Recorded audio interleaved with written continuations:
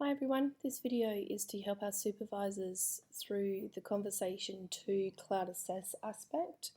So this is the first part, reviewing the survey and providing your rating. There will be a second video on uploading the development plan, which comes after you've had your conversation too. So first things first, you will receive an email to your supervisor account that's been set up, typically your multi-cap email address. So go into that and it will say here your team member has submitted their conversation to self-assessment survey. So you can click on the view record and it will take you straight to the survey if you are logged into Cloud Assess. If you're not logged in, you'll be invited to log in and then it'll take you to the survey. So as you can see here, it says submitted, so this individual has completed their self-assessment survey.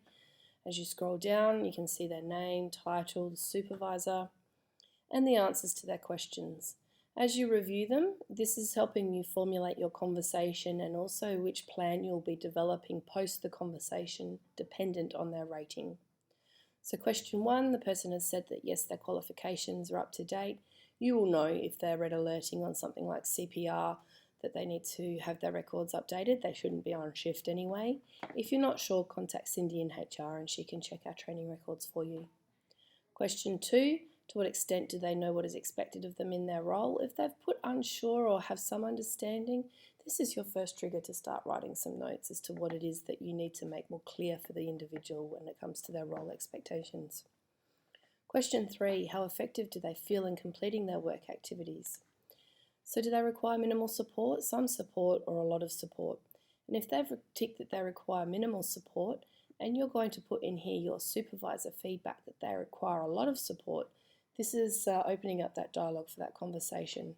You will need to let them know that obviously they're lacking some self-awareness in their assessment of their abilities, or it could be that they do require minimal support and so you're agreeing with what they've self-assessed. What areas of their role do they require support or skills development? So they would have put information here as to any areas they feel they need development, and you can pop some information in here as well, what you think that they need help with. So even if they haven't put anything in this box, if you feel that there are some areas, this is an opportunity to put that in, and it's helping to start formulate that development plan that you will be completing in the conversation. Multi-cap eye brake behaviours. So how well do they demonstrate their eye brake behaviours? Is it consistently, sometimes, or rarely? So they've selected consistently, but you think it's rarely. So you're putting in a different rating here. This again is creating that flag in your mind to discuss this during conversation too, as obviously there's a discrepancy in answers. Scroll down, you can see if there's any clarification that they've said they need for support or in demonstrating eye brake behaviours. And then from the list below, they've selected the core accountabilities that they feel they excel in. Do you agree that this person provides quality customer service, works safely and values diversity and supports colleagues? Are there other areas that you think that they actually excel higher in? We don't have the tick selection here for supervisors, as we wanted to keep it more focused on the areas of weakness for development to build them into strengths, but you can also take note of this and have that conversation during your meeting. They will have provided here any information that they feel that they need to get from you. So is there anything that the manager can do to help them grow their strengths in the areas they've selected? This question here, this individual declined to answer the question, which is fine. It's not a mandatory question. This is to identify any opportunities in the future for mentoring or coaching that they may be able to provide some training to people in the future. Question 10 is select from the list below up to 3 core accountabilities that they would like to get more support in and develop further.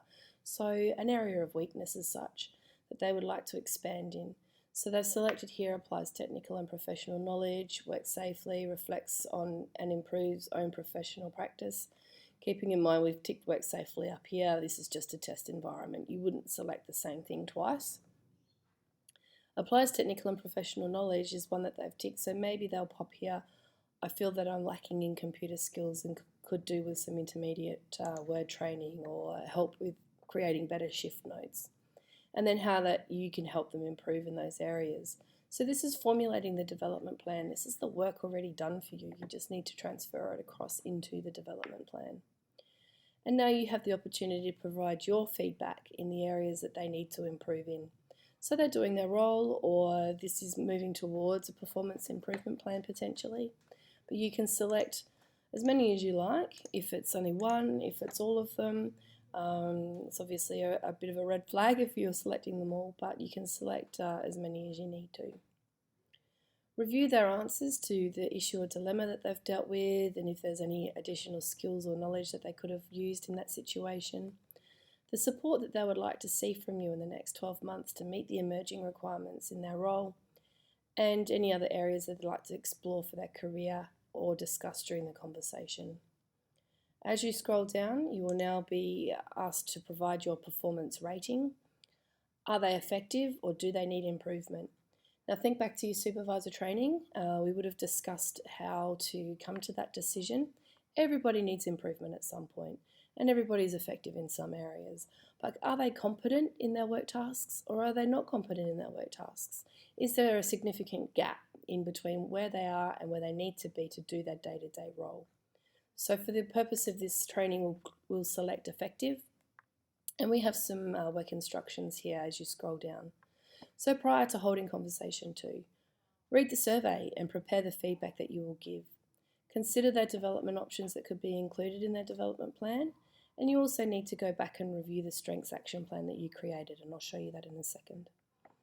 During the conversation 2 meeting, you're going to create that individual development plan and update their strengths action plan.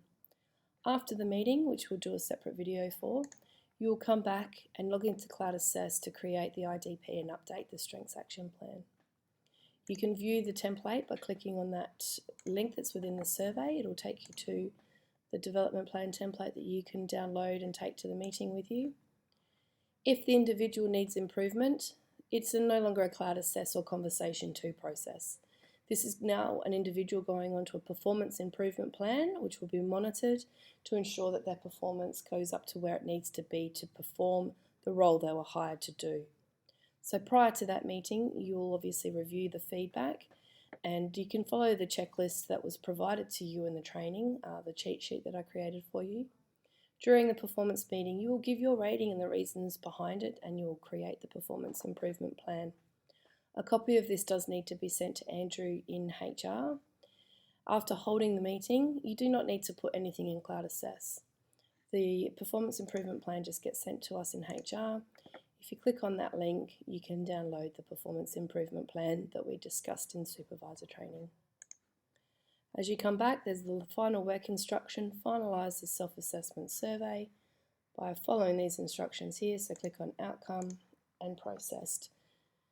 Now you've finished reviewing the survey, I would suggest going into the learner. So go back to your dashboard, click on, you will have however many people reporting to you, you'll have the numbers sitting above learner there,